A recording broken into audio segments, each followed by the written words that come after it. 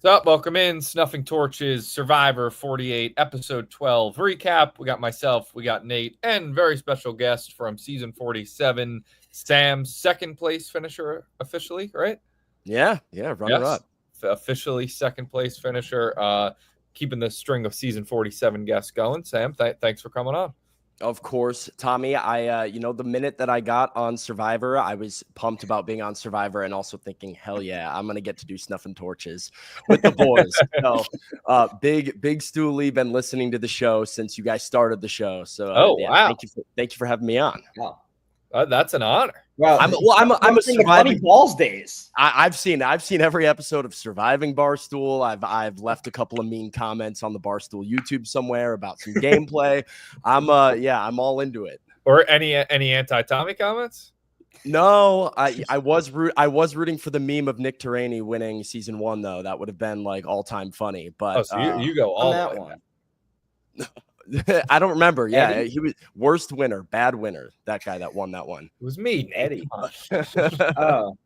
Well, thanks for coming on. You actually got a good episode to recap too. Yeah, it's been a string of duds, just voting out, low person on the totem pole versus low person on the totem pole. But tonight we got an exciting move. The Kyle and Camilla secret alliance comes to fruition again, which I figured it had to once again rear its head because it's been such a storyline this season that there was no way it was just like, oh yeah.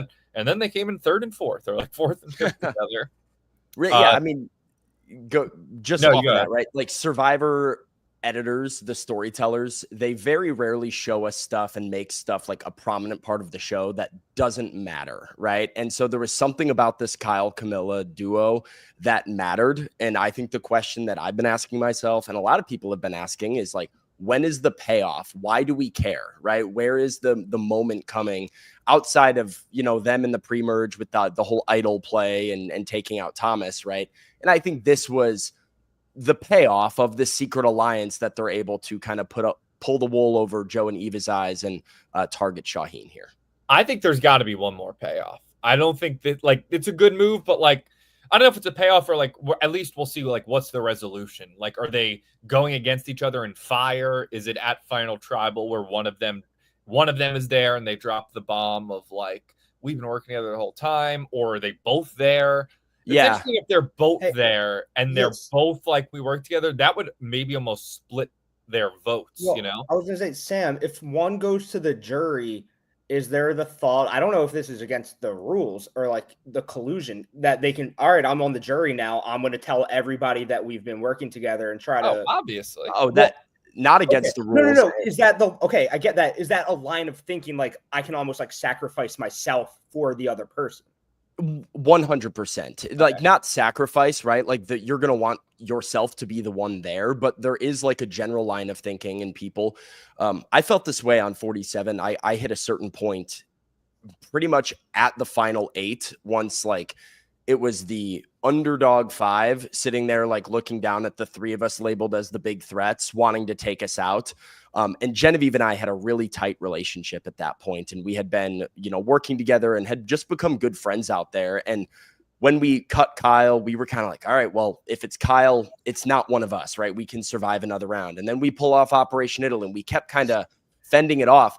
And for Genevieve and I, it became a point of well, if I can get there, that's great. But if I can't get there, I want to make sure that you win. And I would stump for you there because it would be a better payoff for me knowing what you've gone through to watch you win the game versus these other people that are frustrating me and not playing with me right now.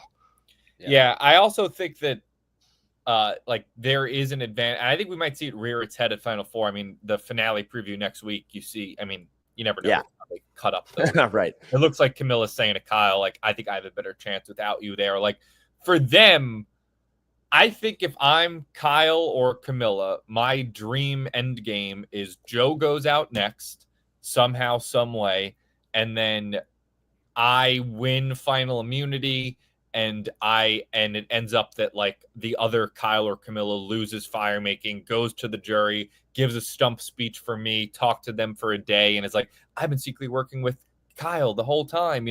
I think that's the best path forward, I also thought, I mean, we'll get into a chronological recap, but I also thought that it was interesting, and I kind of want to hear your take. I think all of us in the audience have been like, Joe and Eva are the two biggest threats to win, right? Especially Joe, but Eva has been alongside with them, and maybe it's because of the autism in the story. People think, oh, if you let her get to the win, like if you let her get to the end, she's going to have an incredible story. It's going to be hard to deny her that. But the way, I believe it was Shaheen tonight that said it, that was sort of like, Eva's not a threat to win. I found that surprising. Did you, watching back the show, and like watching the edited product, was there anyone where, like in the game, you were like, that person's not a threat to win?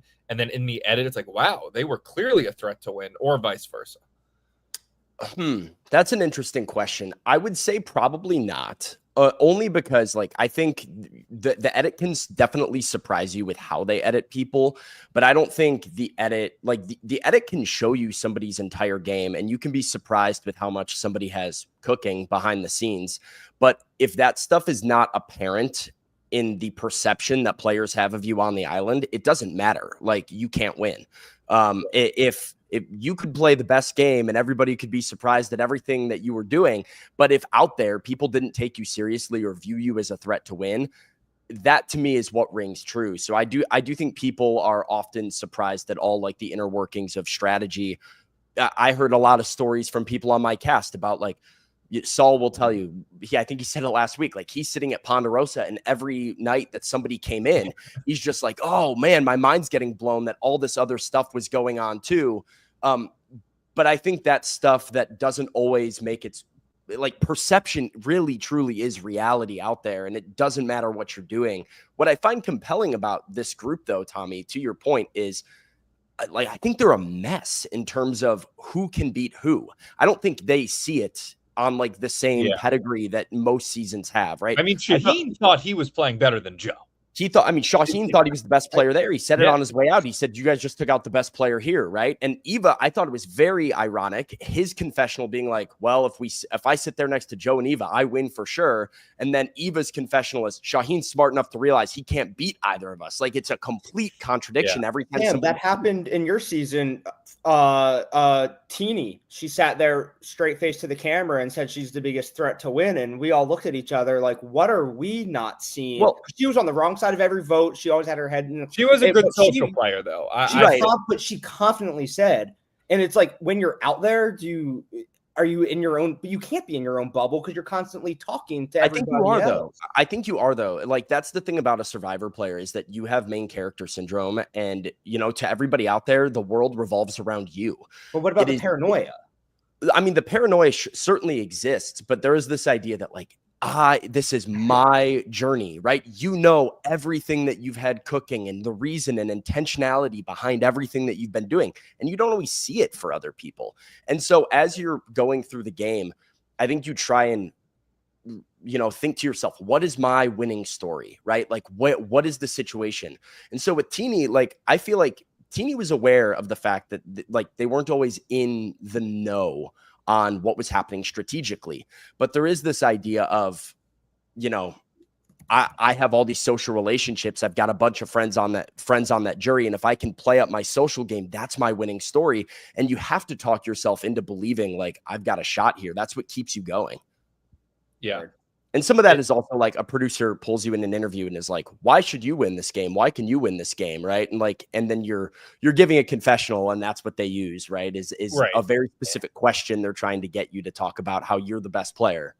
I always think that, like, if I ever got on the show, like, I would never want to give them that soundbite that makes me look like an idiot that night. Where it's like, that's never your problem, like, Tommy. That's your problem. That's why you haven't gotten on the show. Because I'm not saying that in confessional. And you Survivor, like, you have to be willing to take risks, in the game. All right, ropes. No, and in confessional, like, but think about, like, deeper, Tommy. Tommy, I think of it like entertainment, right? Like a podcast, like what you guys do all the time, right? If your take all the time was, I don't know, like, you wanted to prevent yourself from sounding like an idiot. Hey, newsflash, fellas, you both have sounded like an idiot a lot on this podcast. No. You guys have looked dumb on here all the time. And it's because you guys fire off takes and you let it rip. And that's what's compelling and entertaining to watch. But it also makes yourself subject to criticism. And, I don't think you can play the game and talk in an interview and try to protect yourself from every angle. Like it's not interesting. You'll get purpled if you do that. Yeah, you don't want to be purple, Kelly. Yeah, I do think sometimes, like, obviously, like we tweet about Survivor, do a Survivor podcast, and like, you want to have takes and opinions. Like at the end of the day, there is like the other part of me. It's like, all right, some of these players maybe watch, this podcast. Well, and like, okay, Sam, this is new Tommy though. No, but like this is corporate Tommy. Everybody, I go to Fiji Tommy. I'm best friends with the cast Tommy. I can't. Say everybody has Tommy. like a motivation for their act, right? For their action. Your motivation is to get on the show. What? Your motivation is purely to get on the show. Correct. No, but even like in the game, like, Mitch for the last couple of weeks, we've been like, why the hell isn't he switching or whatever? Why is he making a move? Camilla, and like everybody has a justification for their own actions in their own head. Everyone's the good guy. Everyone's the smart guy. Everyone's the hero. Like, we don't necessarily see what those motivations are. They might not get like portrayed in the edit, but I do try to keep in mind, like, okay, these are real people. They were playing a reality game. I'm sure in the moment they had reasons for that. But when we're doing a Survivor podcast, it's easier to be like, well, that guy's a fucking idiot. They're calling absolutely they're right. calling Purple Tommy in the chat. But it's no different than everything else that we do, right? Like we'll sit down and we'll watch an NFL game and we'll talk about how trash a quarterback is, right? You don't know what the play design is. You don't know what the read is. You don't know where, those are things that we don't know, and we're not supposed to know it, and that's okay. And we can bash it because it's entertainment, and that's the product that it is being presented. And my encouragement to Survivor players all the time is to understand that everybody who criticizes them online is coming from that perspective, and that if we sat down and we broke down the logic of every single move that you made, and it would make sense to a lot of people, right? But that's just not the world that we live in, and that's not what we signed up for when we went out there.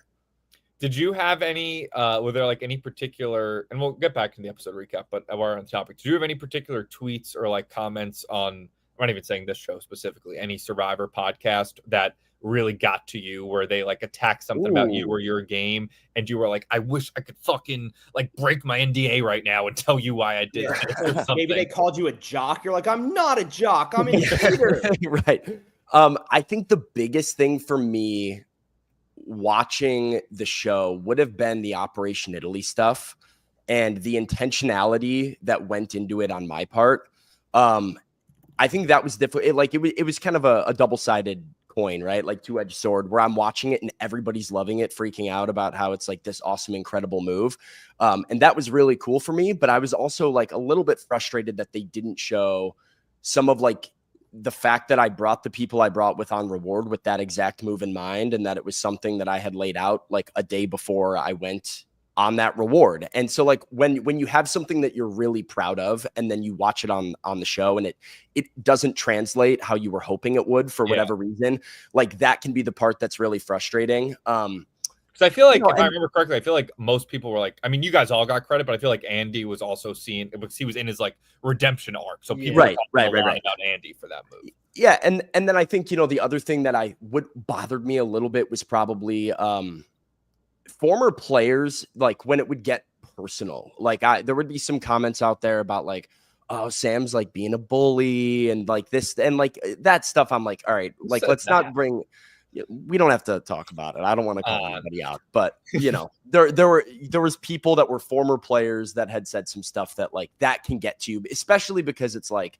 all right, Tommy and Nate, sure, like they're going to say what they're going to say, right? But like somebody who's been through it and has done it, like you should know better. And that would be the part that would rattle me a little bit. I don't know what, I don't want to get us in trouble. I find the online Survivor die-hard community to be one of the more toxic ones that I've been a part of. It's so mean, like to people, and I'm not innocent of like everything, but I'm always shocked like how just daggers they go into people.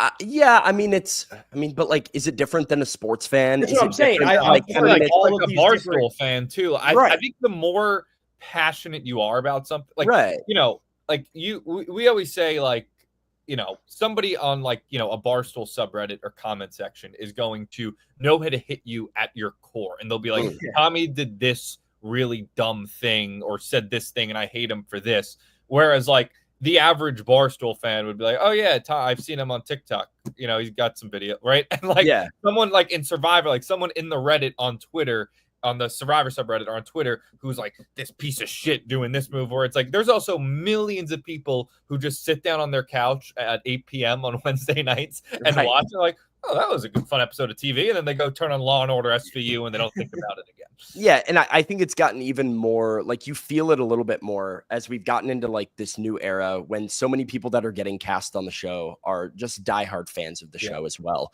Like, people back in the day when they would get cast, they didn't care what people thought of them online. Like, they were just like, I want to win $1 million. If I do, cool. If not, I probably won't even watch the show. Like, if I'm in 3 episodes, I might not even watch it on CBS.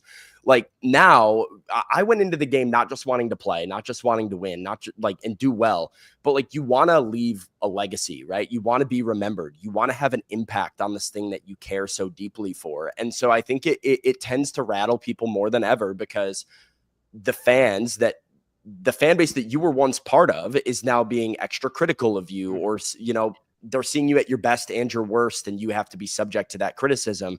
And if you're somebody who cares very deeply about how you're remembered for this game that you love very much, like, that's what, gets people triggered online more often than not. Yeah. All right, that's a good little general conversation, but I also have like 1,000 follow-ups to what you just said that I'm curious about. Let's recap the episode. Yeah, let's do the episode. Sure. Yeah, we can talk more generally about all that stuff. We could talk about Operation Italy, and just other stories from the island stuff. But did you think Sue was a child, or did you know that she was a senior citizen? I actually have a hot take on that one. I'll save that. There's a little nugget. There's a tease nugget. Yeah. Start off Mitch saying, like, now it's my time to make a move. Again, I and this is exactly what we were just saying. Like, I met Mitch. He's a very nice guy. DMs me. Seems like a nice guy. Mitch, now is not the time to make your move. 2-3 episodes ago was the time to make your move. And he's like, I'm playing with a bunch of knuckleheads. I mean, at least he finally got to the conclusion. But, the fact that it took this long was crazy. But you could tell that this episode, something was going to happen, because Shaheen was starting to be like, I got to play my best game. Kyle saying I got to start playing with my head. It felt like early on, like, okay, a move is going to happen this episode. Yeah, this was very different, I think, from the vibes off rip. Like, the level of frustration boiling over like the last 2-3 votes was palpable in the first seconds of this episode.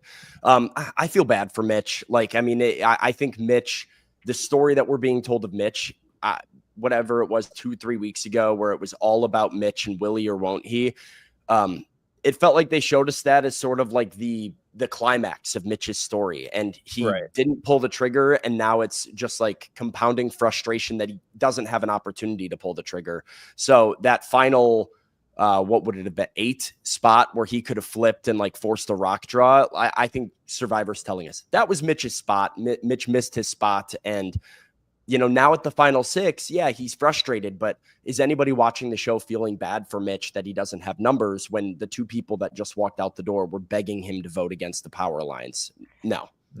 Yeah, and we talked about this last week, and I don't know how much this is Mitch, but he's like a variable. I can just do nothing and stay and wake up here tomorrow. I can do nothing and wake up here tomorrow.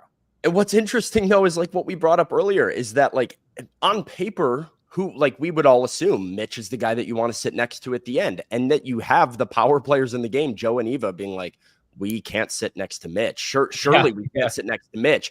And like, that just seems so crazy from what we've seen on the screen. So. I wonder, though, if there's a part of that where they were kind of just saying that because he's like out of their alliance, and it's like, you might not even believe it. Out. Right. But it's like, it's the guy you want to get voted out. So you're just like, oh, they would really because totally exist too, right? Surviving Barstool ones where like, this person has no chance to win. But if you just tell people, oh, we can't let them get to the end, like you just build a case against them.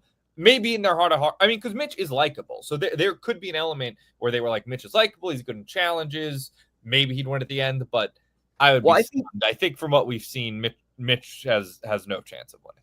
I think what's interesting with this season is I just get the vibe that this is a very bitter jury, right? Like this seems like a group that's not super happy. I think about the idea of like they got stuck. Stuck is the word that I'm going to use because I would hate it. If like on the trust and loyalty season, the season where nobody wants to make it, like big moves and shake up the game strategically. And if you're somebody who's going out kicking and screaming because you don't have numbers to turn against the trust and loyalty people, I think it can be a very powerless feeling. And so if you're a powerless person that gets voted out of the game, I think your one opportunity to take your power back and change the status quo is in your jury votes. Like out of ego, you're saying though. Totally. Right? Well, totally. Yeah, okay. I mean, it's the idea that like, and we've seen this go both ways in Survivor history of like a jury that gets to the end, and do they sit there and say, we told you about Joe, we warned you about Joe, and then they award Joe? Or are they so upset at how the game has sort of unfolded that anybody that's not Joe is attractive to them and somebody they want to give the money to? And I think that could be why Mitch is viewed as threatening, is like this idea that if Mitch gets to the end and Mitch is the underdog that wasn't supposed to get there, and he's likable and he has a story and he's not Joe and he's not Eva, then maybe he gets votes. But we talked about this also last week. Joe's not playing like this like power game either. He's just like... Yeah, Joe, you can't like nobody's gonna be able to sit up there as of now. Nobody's gonna be able to sit up there. Maybe Shaheen can, but and say like Joe fucking backstabbed me. Joe betrayed me. David. Oh, true, David. Oh yeah, we did. But I was saying like David, like people just laugh. But like, most of the vote, the majority of the votes have just been like, you're not in Joe's alliance and you go home. David obviously is the glaring exception, and I do think Gabe said this last week, and I've been thinking about it. I could see it happening. I do think we might get a moment at Final Tribal where it's like similar to a Hoboken Mike in 42, where he just doesn't sit up there and own his game, Joe. And people are like, Joe, just admit you did lie this one time. And like, it's okay. You played Survivor, and he won't be able to do it morally. It's interesting that I have not been able to get that scene out of my head when David approaches Joe and says, well, hey man, you went back on your word. And Joe is just like, no, I did not. Don't you dare ever don't you ever say that to me. I did not go back on my word. And it's like, whoa, okay, easy, man. That's fine. Or, you know, my bad. But like that scene felt very intense. And this is now 2 or 3 times, tonight included, that we've sort of seen Joe when he feels like there's some deception or he's being lied to or his name is on the block. He kind of gets like rattled and like aggressive in this way that I think rubs people the wrong way. And I'm wondering if that ends up being a factor for him if he's sitting at the end and somebody like David or Shaheen presses him on his game and is like, you know, they challenge the things that Joe is saying. Does he humble himself and, you know, like be like good guy Joe that the jury would want to vote for? Or does he sort of have too much ego that he has to push back and he has to get like the last word in? Because I think that's how you lose votes. And we've seen people do that. Well, I'll say in his case with his one lie being to David, he can easily get David's vote by being like, you're my bro for life. Like, I apologize, man. I love you, man. You're my dog. And Dave will be like, you are my dog. And then he'll write down his name to win. I also think that what you're laying out, Sam, requires almost like the audience to turn on Joe as well. Like if he's like really unlikable at Final Tribal. And I just, again, when we're thinking editing and storytelling, I don't remember the last time Survivor has built someone up as much as they built up Joe. Like he has had, interesting, as a hero, as like, I feel like he has had an over the top hero edit. Like, yeah, there's been a couple moments, like you said, with David of paranoia, but I feel like overall, I mean, tonight, you know, the moment with his sister and, you know, the thing with Eva earlier in the season. I mean, there's countless opportunities where even people are just like, Joe, you're so good. You're the best dad ever. Him crying with the love letter. Like, I think it would be a shocking, like last second narrative turn for the season if we were supposed to all year look at Joe as like this god. And at the last second, he's a bitch at Final Tribal and then no one likes him. Well, I'm not sure it would be people don't like him, but I think it would be more in that vein of like what you said, right? If people view Joe as this domineering, like majority alliance leader that got to the end winning 4+, who knows how many more he might win, immunity challenges, right? And then his game when he sits there is like, I was loyal to everybody. I didn't lie to any of you. And they're able to just say, Joe, that's just not true. And he Right. can't own that. Right now, it shows a little bit of a like lack of intentionality and a lack of agency that I'm not sure people will respect. So I don't know if it's necessarily like a heel turn into a villain arc for Joe, as much as it might be, as we saw in this episode, like just kind of like frazzled, not knowing what to do. Like by all accounts, he made a mistake tonight. He got it wrong tonight. Yeah. Like the whole episode was about Joe trying to figure out what the truth is. And we saw basically the entire episode from Joe's perspective. Tribal Council was certainly from his perspective as he's zeroing in on Kyle and Shaheen, and then the words fade out in the background. And he got it wrong. And he wasn't able to see what the true thing going on was. And so maybe we end up with a similar situation at Final Tribal where, you know, he just doesn't get it like the jury sees it once they've cross-checked all the information. I do think that is possible. Yeah, I like that take as well, because it is true. Like, I guess as much as it wasn't like a negative Joe edit tonight, like it does make Joe look somewhat foolish, where it's like he went vulnerable. All this. Maybe. The thing right now, I think new era, this stands the test of time. Like, what does a jury want in the new era? I think the goal, if you're sitting at Final Tribal Council, should always be to undermine the people next to you. I know that sounds like kind of like maniacal or like a little bit like whatever, but like Rachel and I knew going into our 47 Final Tribal that we were going to take shots and throw bombs at one another, and we were just going to come for each other's necks. And it was like, I'm going to talk like, I wasn't afraid to be like, yeah, you got your idol in French fries that got handed to you. And I'm going to say it in a way that kind of undermines you and makes you look silly. Yeah. And I don't even have to believe it. I just need the jury to believe it. Right. But don't you think that could, I mean, it depends on the jury. And I think your season, it totally could sour you. Right. I feel like there are juries who will be like, oh, that would work better on this season's jury than your jury.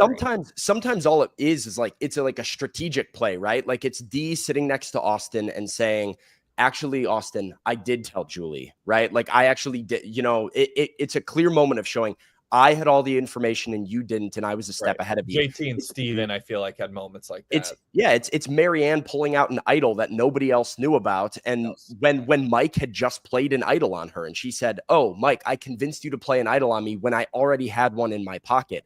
It's those types of moments that win over a jury. And what I feel like we saw tonight was that now both Kyle and Camilla have that moment over Joe where they can dangle it over Joe's head that we gotcha and you voted out Shaheen because we lied to you.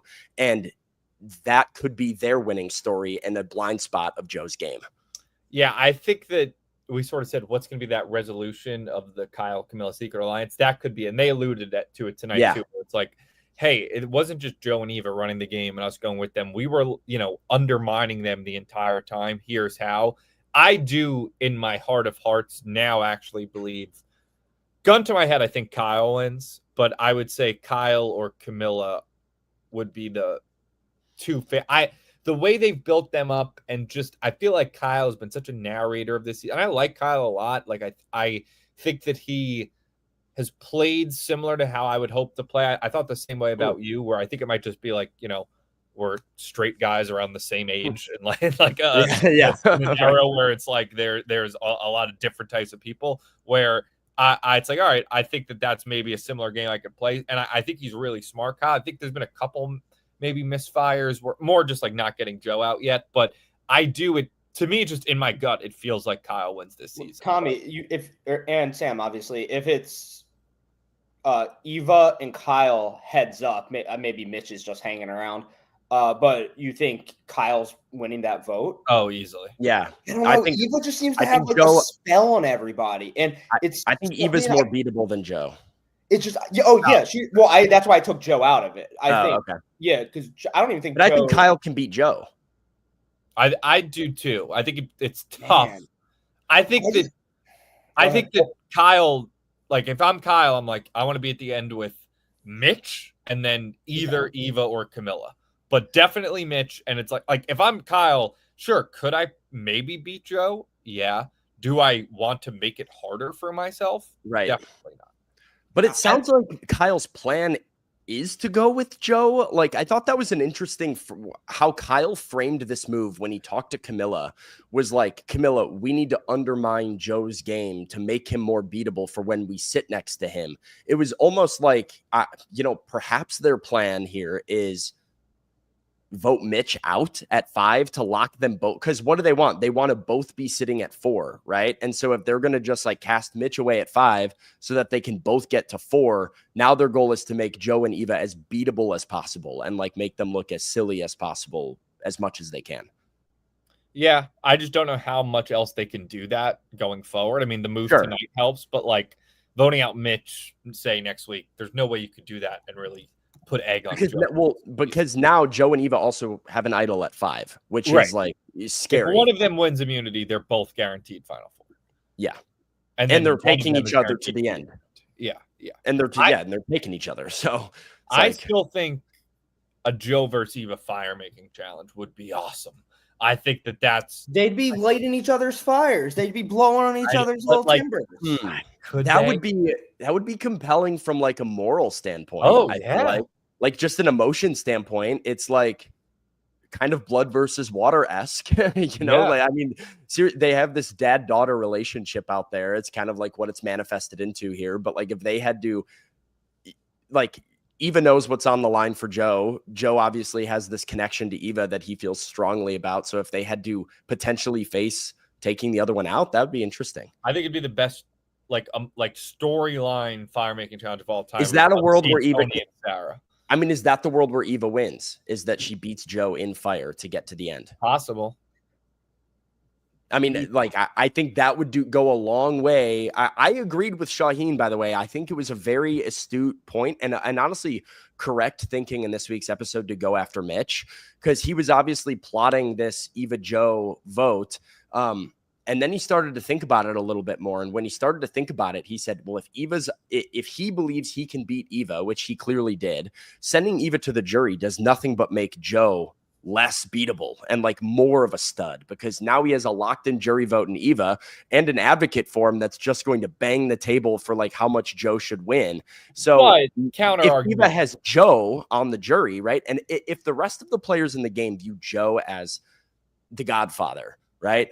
And then the Godfather gets to the jury at Ponderosa and says, actually, Eva's so much smarter than you think. She's been cooking. That girl deserves to win. Like, that could go a very long way. I agree with that, but I think that you could vote out Eva tonight and then vote out. It's not like if you send Eva to the jury tonight, that guarantees Joe's in the final 3. No, you still have 2 more chances to get him out. And now it's easier to get him out because his closest ally and her idol are gone. Yes. No. Yeah, you are. Shaheen was also jumping to conclusions. I've been like, oh, he'll probably win at 5 and win at 4. Yeah. And then there was still time to get both of them out. Sure. I hear that for sure. Reward challenge. I got to ask you this. So the reward challenge, it's whatever. They're fucking in the water and hanging on to the thing. I actually thought it was at one point, it almost felt like Joe, and I saw a lot of people saying this, almost felt like Joe quit as soon as Eva got eliminated. Like Eva got DQ'd for using her feet or something. Then he let go. And Joe just kind of slid down. That was never talked about. I don't know why he would quit. I don't think he quit. It could have been editing, Tommy. It could have been weird editing, but it was almost like, wow, is he like protesting that he got disqualified? But so the Shaheen's complaining about an assist in his wrist. Shaheen, I wish I liked Shaheen more than I do. And I don't know if that makes sense. Like, I think there's a lot of things about Shaheen. Like, he is self-aware and he said some funny things, but something about it didn't totally translate for me. I don't know. I think Shaheen is one of the more genuinely just nice guys they've had on this show, Tommy. I think Shaheen, I can hear where you're coming from. Some of it maybe felt performative to me at times, I guess. Well, I say that about everybody. As soon as the cameras are on, everybody's putting on an act, it seems, this season. It's frustrating me. I get in trouble when I talk about it, so I'm going to hold what I want to say. But I do have a take on this, and it's related to Shaheen in general. So Shaheen in general, I think one of the frustrating things is I do think he's really compelling. I think he's a fun narrator. I think the way that he speaks, like he writes poetry and kind of is like a speech and debate guy. Like I think he's a very captivating narrator for the show. What's interesting is we haven't really seen a lot of Shaheen's story or the game through Shaheen's eyes. We've sort of gotten check-ins on where he stands. He wants to go with the 4. He thinks he can beat everyone. He thinks he's the best player out there. He was really leaning on his social relationships and how he had good relationships with Mitch and Star and didn't close the book or the door to anybody.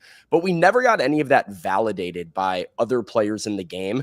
And so I think his arc sort of felt incomplete because what exactly was Shaheen's story? I don't know what it was from a storytelling perspective. And that is what I think people are generally dissatisfied with on season 48. I talked about this with the Survivor specialists earlier in the week, but I think what the fuck are they? Edit that out. No, I'm going on tomorrow. I love these guys.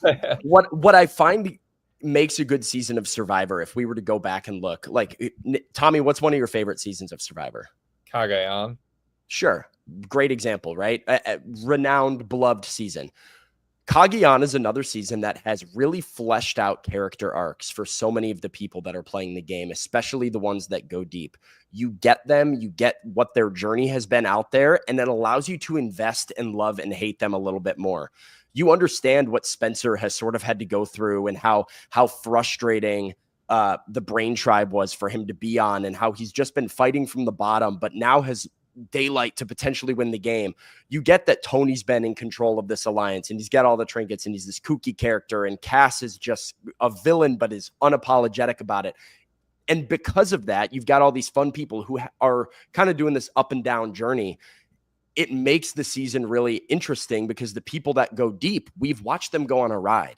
People liked 47, and I think one of the reasons they liked season 47 was our character arcs. Andy has one of the most interesting character arcs of anybody. One of the best arcs in the and so he goes from being this easy first boot to being to like slowly getting his footing, and then he gets overconfident, and you don't really know if he can like navigate the end game. And watching it all unfold is compelling. I start at the very top. I crash out to the bottom. Then it's like this scrappy underdog story, and Rachel's trying to stave this target off of her back. Genevieve goes from learning like how to be a person playing Survivor and not just a player playing Survivor. And by the time you get to the end of 47, you get us. You've been on the ride with us. You've seen highs and lows for all of us, and you have some sort of investment into every one of us. And 48, Shaheen is an example of that. It's felt very steady. Like we know who he is. He's a good storyteller. We didn't get a lot of emotional struggle from Shaheen when he lost Thomas in like a crazy idol moment. We kept hearing about Kyle and Camilla as a duo that nobody knows about. And until tonight, there hadn't been payoff of this duo. Joe and Eva is a really cool story, a really awesome relationship. It was awesome in episode 1 when they first clicked. It was awesome in episode 5 or whatever when they've got their emotional moment at the challenge. And yet Joe and Eva have never had to change their position in the game to date. They have been at the top with the trinkets and all the power and all the control. And so if you're a fan, in order to get fully invested in characters and therefore like a season, I think you need to see the waves of Survivor that make it such a difficult game to play. I like that take a lot, because even like you said right off the bat, or I said Kagayan right off the bat, I knew the final 4, right? Like off the top of my head. Right. Tony, Wu, Spencer, Cass. And like it's fine. What? Well, and it's fine, right? Like, you know who's relevant. You know, like, all right, Jeremiah guy has no shot, and that's fine that he has no shot. He's a side character. Right. Like their season, like right now, you said gun to my head, who's the final 4 season 42? I'm not sure. I know Marianne won, Hoboken Mike, Romeo maybe was there in the finals, and I don't know who came in 4th. Your boy, or Nate's boy. Oh, hot boy. Jonathan came in 4th? He did. He lost in fire to Mike. Oh, wow. I don't remember. See, that's an issue for me with these new era seasons. They run together so much. I used to be able to be like, you tell me the season, I could tell you fucking everybody from the merge and the finals. Like this time it's like, and that might just be because same location and not like just a bunch of white libs like Sam just getting casted every fucking season. I think you need to get more. This is the casting. That will do it. It's wacky Indian person. It's old white woman. It's young white woman with tattoos. It's like one of you. It's one of like, me. it's the same cast over and over and Who was over the me? and Who was over the again. me on this season? Kyle. Yeah. That's fair. I'll take that. Yeah. I think, Charlie was the season before. I think it's the themes really that is like the difference. Yeah, I was actually I was talking to my wife earlier today. I'm trying to get her to like watch a season of Survivor because I'll rewatch it, show her a new season, and we're going through it, and she would say, "Well, like, oh, tell me the theme," and I would tell her the theme of like, "Oh, well, this one is David versus Goliath, and it's these kind of people versus these kind of people," and she goes, "Oh, that's interesting. Let's watch that one," or what like, and that's how I think in all of our brains we're able to be like, oh, yes, I remember all of the people that fit into this sort of like archetype because of the theme. And when you drop that and it's just like the numbers, right? It starts to be like, huh? I could probably tell a player and you could give me a range like, oh, they were between 41 and 43. But like, the seasons being known as the numbers now, 42, 43 is so much harder than China or Botswana or whatever. I like this comment from Ant, by the way, Nate. What you just did describing the cast is just diversity. You were just Tommy got canceled for this exact take. You just went, dude, there's one of everything. The casts are not diverse. It's diverse in race, but not. You explained it awfully. But what I think Nate's point is like they try very hard to fill the diversity quota in terms of just strictly demographic. We're gonna have this many minorities, this many homosexual people, like this many people with an impairment or whatever, and like that's fine. Like I'm not saying like Survivor needs to be all straight white people. Like you should have people from all different walks of life in that sense. But you also need diversity of personality. And I think that's where they haven't had that is, yes, they are diverse when you just literally look at them on a picture. It's a very diverse picture. But when you get to know them as a personality, I think a lot of times their personalities in these recent seasons, they just run together a little bit. I think that is fair. I think one of the things that they would be good to do is close enough. One of the things I think they would be really good to do, and like a lot of people hated on him. I think Nate kind of hated on him from what he has said on this podcast. I thought David was awesome. Like I need more David on the show. Yeah, we love Rockroy. We love David. We love Gabler, who was my pick to win, and he won. I mean, we love those characters. The absurdity of David standing up at Tribal on the jury is awesome and incredible. Like, and also I love David. Like when you read his preseason press, it's like, oh, what's your favorite season of all time? He's like, oh man, probably 45 or 46. It's like the those are a season of all time, David. Yes, those are seasons. I saw something that said like he first of all was like he I don't know how true this is, or I don't know where I saw it, but he tried to get on by just emailing like at Jeff Probst at CBS.com. Awesome. And then like he was like, what's the host name again? While he was in the casting process. And then as the casting process was going on, he's like, wait, can I actually go on the challenge? Like that all like, and that is exactly like the type of personality you need, because when you have 18 people, no matter what race, color, creed they are, and they all know Survivor super well, that's not as compelling as when you have, you could even have 13 people that know Survivor well, but you need like 5, or you just need some people that can be like the pawns for the good players to move around. I pitched Cochran's versus David's instead of like David versus Goliath, like people who know the game versus just like head in the clouds, have no idea. Like if I got a season of Cochran's versus 13 Rockstars just laying on the beach, that would be my favorite season ever. I love those type of characters. What I think is, another thing that I would love to see a little bit more diversity in is like the why for a lot of people, right? Like, and I think we're starting to get that more now than we were at like the beginning of the new era. But to your point earlier, Tommy, it's like it is a lot of super fans. It's a lot of people that just like really love the show. Their why is, I love Survivor. I want to be on Survivor. Early in the new era, it was a lot of people who were like, I want to challenge myself. It's a fun adventure. I'd like to see a couple people who are here like, yeah, I'd like to challenge myself. It's a fun adventure. A couple people who are like, I love the show to my bones and I want to play hard. A couple people who say, I need the money, otherwise my girlfriend's going to leave me. A couple people who say like, I'm playing for my family. A couple people who are like, I don't know, Instagram followers would be cool. Like the more of that we get, I think really affects the way people play the game too, because people are playing for TV as well nowadays. Like the people that go out there are conscious of the TV product that they're making. And so get a few of those, get a few big characters, get a few just absurd people, get a few super fans, a few, parents that are like, that is what drives people in different motivations. That is fun. I think what you just said is kind of why people are just playing. Oh, if I just make it to tomorrow, Final 6, I'm fine with Final 5. Is that the longer you're on TV, you get more followers, you're invited to the events where you get paid, the speaking events, the gigs, the circuit, more or less. Sure.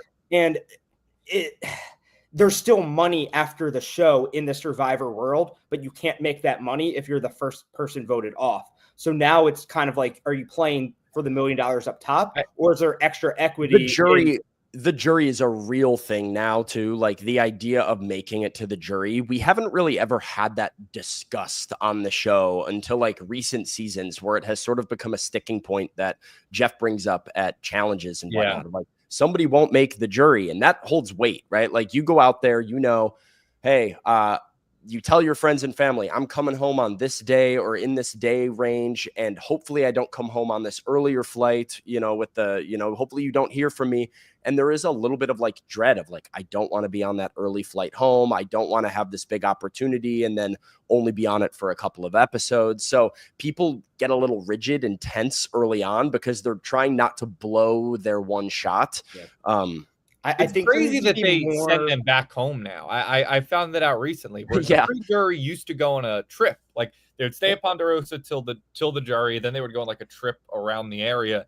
Now I guess budget or whatever, they get sent. Like if I ever got on the show and I was like, hey guys, I'm gone for 30 days, and I got voted off pre-merge, I'm locking myself in my apartment for 2 weeks. Dude, I wish there was like a post final tribal council trip. Like my vacation. But it's seriously like, people that get voted out. Like I know Gabe has been public in the past about being like, dude, he loved Ponderosa. He's like, I would have rather gone out you guys gave him crap for it, right? Where he said like, I would have rather gone home ninth. Who are you talking about? Gabe, I think he said something about he would have rather have gone home ninth and spent those days at Ponderosa than made it to the end and not win. Right. And which I was like crazy, by the way. But like people had such a great time at Ponderosa. Mary talked in her exit press about how she felt like it was a really healing experience for her to be able to talk about the game and kind of the trauma that comes with playing such a deceiving game. I was on a plane back to the United States less than 24 hours after Final Tribal Council. Yeah. Like I woke up the next morning, they said, pack your bag, you have to go home. So it's like, you kind of have this shell shock feeling of like, I didn't win. Why didn't I win? Why did I not get the votes? And then everybody's like, why didn't you win, Sam? That's a good question. Let's save that. Let's save that. We still got to recap this fucking episode. Yeah, sorry. I've got you off the rails here. I love this. This is a great, we're having like a lot of. How old did you think Sue was? Still on the way. Are we going to this now? No, teased it again. Okay. There's just a few more things in the episode I want to touch on, because I do think we've discussed, like, we don't need to go second by second, but there are a few talking points I want. The reward challenge. I never got to finish my point from earlier. We're still on the reward challenge. Shaheen wins. It's the loved ones, or not the loved ones visit, the letters challenge. Yeah. He gets 2. He chooses Joe. You're a great dad. Kyle, he's getting married. And they go there and they stay over. They get the letters. I say this every time.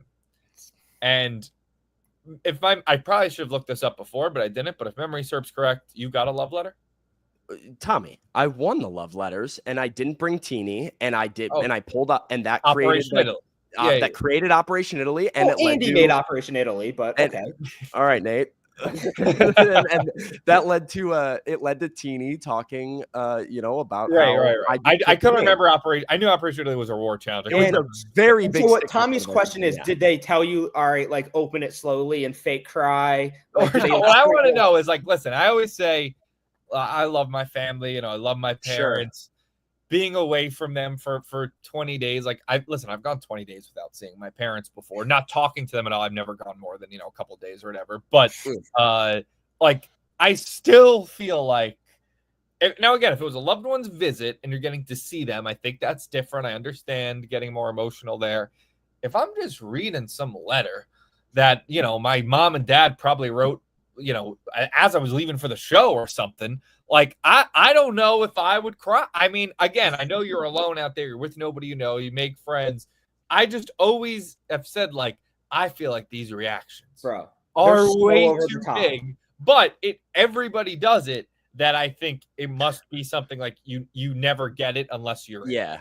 Yeah, I would say it's probably you never get it unless you're like doing it. There is something really weird about I don't know, little another tease for a Tommy content when Tommy's Fiji experience, right? Which we can tease like crazy, but like I don't know how much of that you experienced with like having a phone and whatnot or being out there, but very quickly once you get on the island, I mean, it really from the moment that you put your phone away in Los Angeles and you get ready to get on the plane, you're just like in another world. Everything becomes sort of like this tunnel of these are the people that exist. I'm not allowed to speak to anybody else on the planet.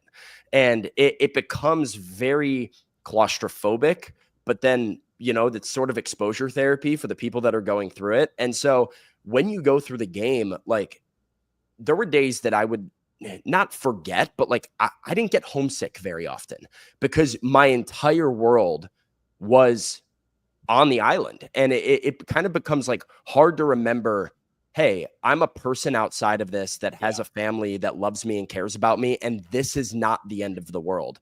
And it's hard to contextualize that while you're doing it. And so I think for me, the one thing that the loved ones letters did, it was like a reminder, hey man, we're right at the end. You have so much to be proud of. And if you can't pull it off, right? If you don't capture the dream with like the magical fairy tale ending, that's okay too, because you've got some really great stuff waiting for you back at home. I think that's probably what gets people more emotional is like that reminder of who they were before they played Survivor, because it can be a very like emotionally draining game of feeling like high, low, nobody likes me, everybody likes me, everybody's coming for me, I can't trust anyone. And it's like, oh wait, yeah, I have people that I trust. They're just back home writing letters. Yeah, I totally get that. I think I would just be in my head, be like, well, obviously I know my parents fucking love me. Like, yeah, thanks, mom and dad. Well, I know you love. I know you're gonna be proud of me, even if I come in eighth. Like, it's one of my favorite moments, though. Like, to your point, one of my favorite moments in the show, one of the most badass moves I think ever, is Wendell on Ghost Island.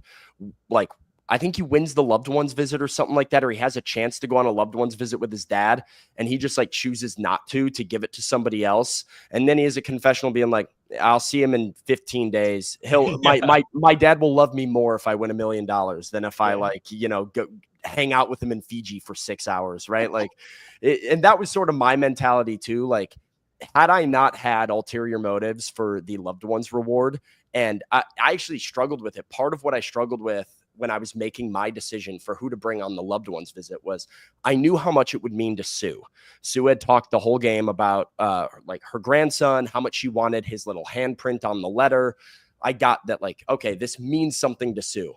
It means she was a grandmother at 42 years old. Correct. Yeah. Wow. Shocking. Yeah. For me, I'm like, okay, it means significantly less to me. And again, like my wife, my fiance at the time, I'm like, I'm sure she'd much rather me come home with $1 million than be like, I read your letter out there. Like, you get newsflash, you get the letters afterwards anyways. No, like you get to read them anyways. So like at Final Tribal, at Ponderosa afterwards, like after. So for me, I was in this headspace of like, well, I would totally give up my spot for Sue. Like, that's easy. And I was struggling in the moment because I really wanted to give up my spot for Sue and I felt for her. But then your like strategic brain goes to, no, I need this time to strategize. I can't be doing that. And so you just have to do whatever's optimal. Did you think about not winning it so you didn't have to make? No, I wanted the food and I did. Like, the only, you assume that in a 7-person alignment, they're going to let you bring 2 people. They're never going to let you bring more than half. They're going to let you take either exactly half or less than half. And so I knew that if I was in the group of 4 of 7, that there would be a mole, basically. Like, there would be a rat that wouldn't allow us to like really strategize. If I don't win, and then, Teeny, Andy, and Sue are off, like, doing their reward, Rachel's there at camp with us, and it gives us less time to strategize. So you have to be in like the minority. I always said that I would never win a reward challenge. Like I would always like outside of tribal ones because that's different. But like I would never want to win an individual reward challenge because the pressure of who to pick is just like you put a target on your back. Like you end up like for you, it was an advantage to be in the minority and you had this master plan to pull off. But most of the time, I think a good rule of thumb in Survivor is be where the most people are. Like no, my circumstance was like so one off, you know, like obviously operationally so absurd that it even like worked. Right. And you saw in the episode, had it not worked, my neck was on the line because I pissed people off by not picking them. And so, you know, it comes with a very big, dark downside. Probably not ideal to win. Yeah. And I think I was gonna say, especially the loved ones visit is like the number one where people, and again, taking yours out of it because you had a plan, but like taking people who are going to be, everyone's going to be really pissed at you that you didn't take them. And also you kind of put a target on your back. If I don't remember what season it was, I want to say it was in the 30s, but someone like won and they were like, I'm going to give up my spot to let other people go. Like, sure, that's a good way to not get people mad. But you know what else that does? That makes people be like, wow, she's playing hard to win. Like she's playing hard. She's playing for jury votes. So it's if I was on that little fucking whatever the hell that was today, I would have slid my ass right off into the ocean. Well, it's funny. To pull off. There really is literally no like good option because when you do it by random choice, like Maria on 46, like people hated her for it and thought it was like absurd that she did like rock, paper, scissors. Right. So I think you just have to do what most people end up doing, which is like rattle off a few BS reasons like, oh, so-and-so hasn't eaten, or I told so-and-so I would take them. The number one I'd do. It's you got to go with this person hasn't eaten. The person that hasn't eaten is the number one. And then if you want to take your ally, but you have to say like, I told them I would take them. That like I'm not going to break my word. We finally had a good moment. I guess it was 46 when Liz was just Applebee's sobbing over Applebee's. I was like, this is the way it should be. Is like she wanted it so bad. What was his name? Q. Yeah. Yes, Q shorts, Q skirt, and he was just like, no, fuck you, Liz. Like, and she's just throwing the biggest temper tantrum. Incredible. I mean, we need that. That's Survivor to me. So an all-time show moment, right? And that is like, you know, what people miss a lot is like personal. Like make it personal. Yes. You know, like it was like I don't want to go with Liz. Yeah, and exactly. Then Liz was like, okay, I hate you, and it was personal, and it was just like, this is great. Yeah, this is fun. It is very kumbaya a lot of times now. So going back to tonight, I know Tom, you still have to finish recapping the challenge. No, that's all I had on the chat. Camilla saying, like, of course I know this is later, but of course he won because he ate. Is that a real thing? Someone asked this in chat to ask you that. I don't know. That's interesting. About Joe. It was about Joe winning, obviously. Yeah, because everyone was mad. Like Mitch and Camilla were like, oh, fucking can't believe Shaheen just sunk his game taking Joe. And I was like, you two have had a million chances to get him out. Like Joe's not still here because he's getting a fucking meal. He's still here because you have not voted him out. It's possible that has like a direct effect, right? Like fuel to win the challenge. I will say you definitely don't like feel it, right? Like I'm not going into a challenge being like, I feel jazzed up and ready to go. I just ate Chipotle and took my pre-workout and I'm firing for this workout. Like you don't feel that way. You feel gross and disgusting and starving, right? Because best case scenario, you're competing in a challenge 24 hours after you had your last meal. So you're already hungry again. Could there be some like residuals that like your body has a little more stamina or your brain is a little bit sharper? Sure. But I never felt like, I ate a good bit on my season. I think I went on 3 or 4 rewards. I won a lot of reward challenges, couldn't win the immunities. I never felt like, oh, I feel sharper and better after I ate. I was just like, I'm full for 6 hours and then I'm going to throw up later. Yeah, I was going to say, to my point earlier of like, I would never win an individual reward. I stand by my assessment of I would never want to win the loved ones reward, but after being on an island for 36-40 hours, I now say, okay, no, I would try other individual reward challenges because it really you want like comfort. Yeah. No, I mean, and that's what it is, right? You're like, would you have thought about not winning it? Like when you're that hungry, just like the thought of like the food and like chilling for a little bit is like, Oh my God, man. Like that, I just need like a break. And I actually think that is the biggest value in rewards. It is like the emotional bonding and like a break from the game for just a little bit. Like the ability to kick your feet back and be like, I'm not suffering. I'm not paranoid right in this moment. Even if it's people that you have no real, like, you don't really care to be there with them and they're like not your favorite people, you can sit there and play nice and, play supper, whatever, and, eat your food. You're in a new good. location. You're not sitting in, just in your shelter. It's a new location. They like, it's got shade. Like, if you're sitting back in the sanctuary, it's got shade. There's usually a cold shower rewards anymore, do they? No, they don't do shower. We had like we did have when Rachel, Kyle, and I won a team reward, we had like a little bit of like a body scrub, which like even that was like, oh, I don't smell awful. My fingernails aren't black for like, for all of 2 hours until I go back to camp. But, it was at least refreshing for just like a little bit. So I think that break, that mental break is the huge reward. Someone else in chat asked, I know, Tommy, we have to get back. Someone else asked about Sue wearing mud the whole time. And your season. Do you have any other questions besides Sue? No, everybody just wants to talk about Sue.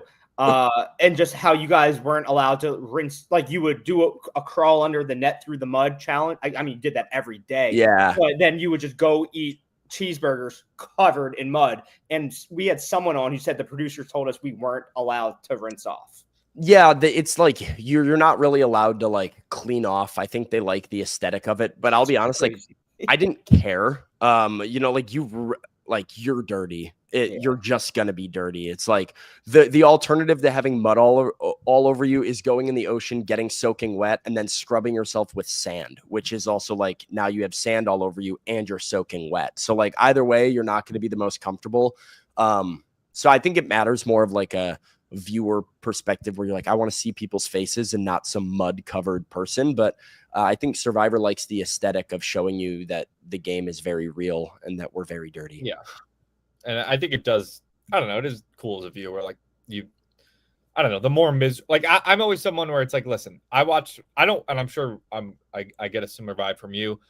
And I know Nate's the same way. None of us, and probably most people in the chat, none of us watch Survivor because it's a survival show, right? Right. Like, that's not the draw. The draw is it's a strategic and social experiment. Like that. Which is what it should. I mean, like if it's a survival show, it's a bad survival show. Like right. It comes nowhere close to capturing the intensity. And so I think that like the show takes a couple of moments, like showing the real mud and like some epic drone shots and challenges. They try to do those shots to just show you how like massive and epic and like real it is. And Tommy, like you said, a couple days in Fiji will teach you that real quick of like, oh my God, this is long and very difficult and miserable. Well, actually, let me challenge that. I think it used to be more of a survival show when fishing was way more important. For sure, but I think Survivor at its roots, right, is a social experiment. And, of course, it's been able to keep going for 48 seasons because it's like a really adaptive social strategic game. And so, we watch for the relationships and the strategy. And that's when what it was 39 days. And, you talked about epic drone shots. That's what got me thinking about like the shots of like Aussie fishing and just like stuff like that is what. And just this, I mean, they would just have to go back to different locations. Like surviving in Africa was so much more different than surviving where they are now, where you are in Fiji. Like surviving in each unique location brought on the unique challenges. And I feel like that part of the show is completely washed away. Like if I could change one thing about I bring back the hourglass, bring back whatever, like never say guys again. I don't care. You got to change places. Like the different locations added elements to the game, like layers upon layers, like going into the community. Like it was just, we have a giraffe walking through camp. Like it was just, I agree with you, but I just think that's never going to, like, I think it's at this point, it's almost like a moot point. Like it's just never going to happen. Like they're so set up in Fiji. And also I do think that like, there might have been some people who tuned into season 1, 2 that were like, "Oh, survival show, like an outdoorsman. Let's see this." Anyone still watching for 48 seasons, they're in it for the alliances and the show. Yeah. There's no guy, there's no like outdoorsman guy who's been watching. Nate, like you can put it this way to Nate, right? Like survival aspect. people are not crazy about Survivor 48, right? If we take this season and plant it in Mongolia, is it a good season of Survivor? It's better. I don't know It's if it's better. good. It's I mean, but like, how much of Mongolia are we really seeing? We're not really seeing Mongolia. Maybe I need a rewatch, and maybe I'm just being nostalgic. I think Nate, go rewatch. I will say this. I say this is a hot take of mine. Go rewatch a season. Go watch China. China's an awesome season of Survivor. You're not going to like it as much as you think you will. It's going to be very cool to see China. You don't know what you get to tribal council and you're like, you don't even know why half the people voted the way they voted. You have no idea what's going on. You're saying it's just edited poorly? I mean, it's shorter. They focus more on the survival stuff and the locations and like things that happen at camp and less on the strategy of how Frosty's going to vote tonight. And so when a random vote shows up, you're kind of like, oh, what the heck? Almost so to play devil's advocate, because I think China's a bad example because I think China's a great season. Like I don't say like Vanatu or some shit. It would be like, go watch that. Like go watch Chris win Vanatu, and that'd probably be a snooze fest. But it's almost like I get what you're saying. It's more, but there's so much strategy now. Like so much of it is strategy that it almost drowns each other out. Where like when you do watch an hour and it's kind of wacky characters and there's some outdoor shit and you get a little bit of strategy, even though it's not as advanced as 48 strategy, it almost like shines through more. I can see that, right? Yeah. But then, Sam, you also run into a problem like this season where there just is no strategy, where it's just a bunch of ding-dongs walking around, doing nothing. So, there's like, I think that's like the frustration with like the few episodes before this was such detail about like, this is the plan and this is how we do the plan and yada, and it's all yada, yada for nothing. We're just going to vote out the person at the bottom. Right. And that's an episode that could go for a nice helicopter reward on a volcano or something. There were seasons when I was binging where I was so confused. Like just the strategy was just too complex for my little brain, where I had to like pause it and just go to like Reddit and be like, what are they even talking about? It's a really complicated game. Nick is like Operation Italy on season 15 would have broke the internet with its complexity. It's like, Andy would have been the king of season 15. That's the other funny thing about like just the show. When we talk about like that editing, you're like, well, you're a player and you're watching, you're going, they didn't show this and why I did that. It's like, dog, they cannot show that like everything. So many layers of details about why you did everything. They have to tell, a somewhat complicated, but like the simplest version of the complicated story that makes sense for a viewer. I actually am going to say, and there's all we really need to talk about is, I guess, the final vote, whatever, the challenge, the wheelbarrows and shit. I actually thought on that topic, I think tonight was one of the worst edited episodes I can remember in a long time. Oh, interesting. In terms of, I thought there was no doubt of who was going home. Like, I thought it was very clearly Shaheen. And I think that they usually at least set up a plan A and a plan B. There was really no plan B. The question was, it wasn't who's going home, Shaheen or blank. It was, who does Joe believe? And it's if Joe believes Kyle and Camilla, Shaheen is going home. But we never really got the payoff of like, okay, if Joe doesn't believe them, who's he voting? Like it wasn't necessarily that would he vote then for Kyle or Camilla, or would he vote for Mitch and stick with the original plan? Like they never set up a viable plan B, where I just thought it was so obvious where Shaheen was getting early screen time. He's talking about flying too close to the sun. And I thought there was the whole Kyle and Camilla thing. It's like you knew it had to be a payoff.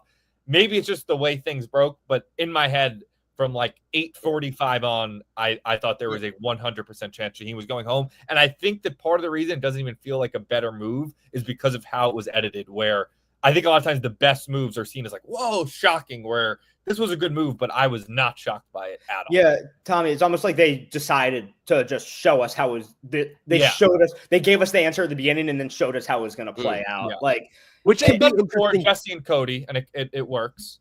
I mean, it could be interesting TV, but I think they actually did that in the last episode too, at the Mary vote. There was sort of like a confessional in that episode that like jumped out at me, where Kyle and Camilla had a conversation, and Kyle had this moment of being like, I'm with Camilla now. This is good. I want to go with Camilla moving forward in the game.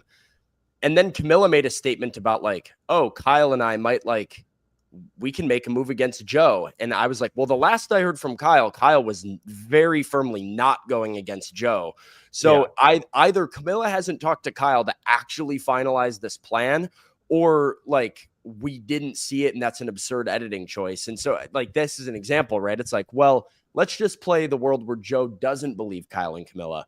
I feel like we probably would have seen him talking to Eva about what they should do now, and what like him talking to Shaheen about what they should do now. What stinks is players aren't thinking at a next level. Like there was no like Shaheen. I mean, Kyle and Camilla, that was next level. They are, but like Shaheen, never one moment of him wheels turning like, oh wait, it might be like there was just no like, what can I now do to save myself by bringing these people in with me? And it's been that way for like this whole season, where the player on the chopping block has not done one strategic move to wiggle their way out of it. I think a good example is like Shaheen on his way out is like, oh, they voted out the best player.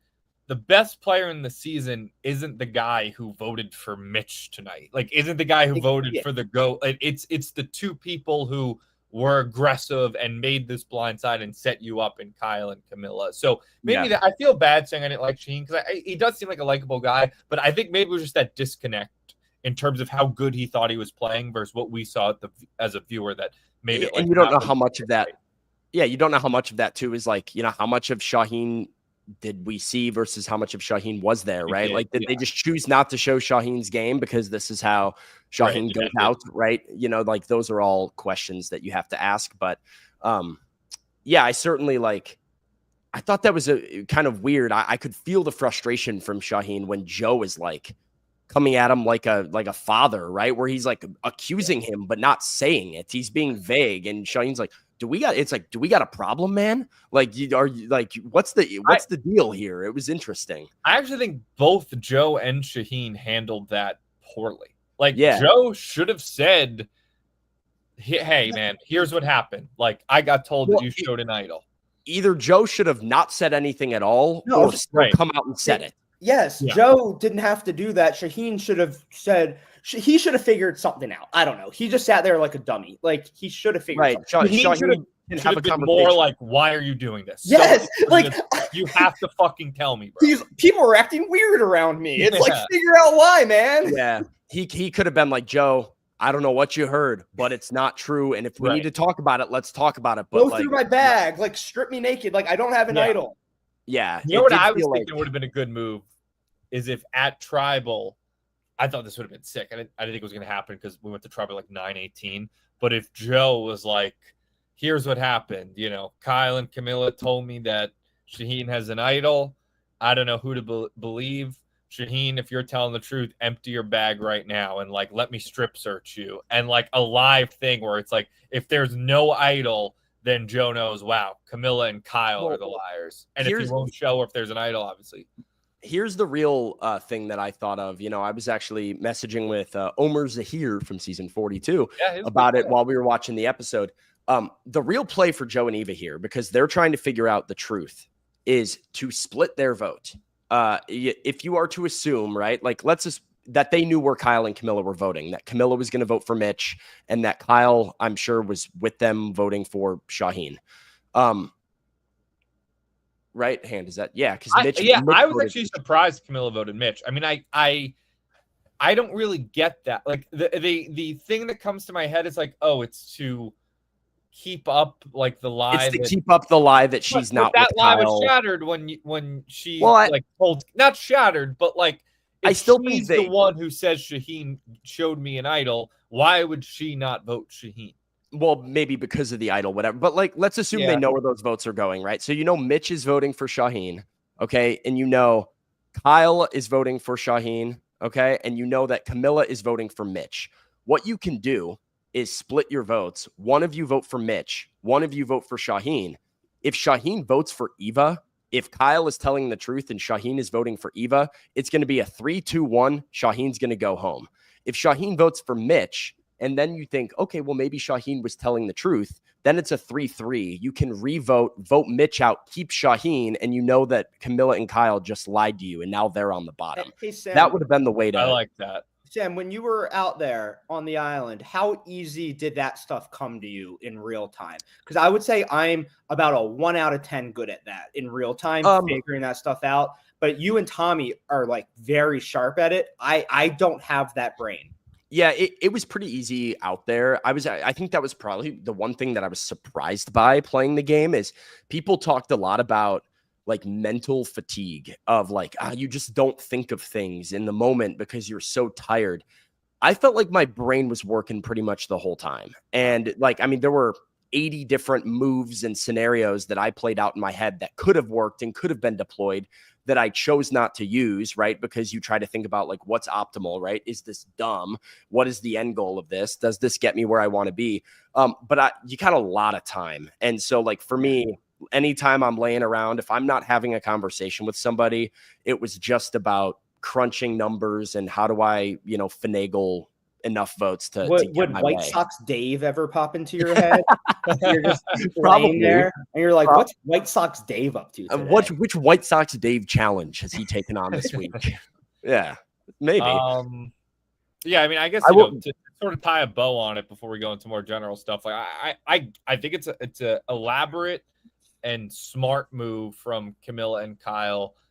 I think so. Shaheen, I wanted to say also, he was finally the one with the balls to say, "Let's get Eva out at the reward challenge." He's like, "Maybe we get Eva out," and then I don't get why he didn't pursue it more. I mean, I guess it's because, like he said, he finds Mitch to be a bigger threat to win than Eva. I actually loved his logic on it. Right, it was the idea that. So like, my curiosity is, was Shaheen genuine when he brought it up to Kyle at the reward? Or was he just baiting him? Well, because listen, this is how these rewards work. The three of us go on a reward. We sit there, we enjoy our food, we read our letters from home. We're like, hey guys, this is nice. You guys are my boys. Let's work together. Next thing you know, they go, Tommy, hey, we're going to take you for a walk, right? And Tommy goes for his walk, which he's going to go and do his confessionals. Tommy's gone for like 45 minutes, whatever it is, 30 minutes.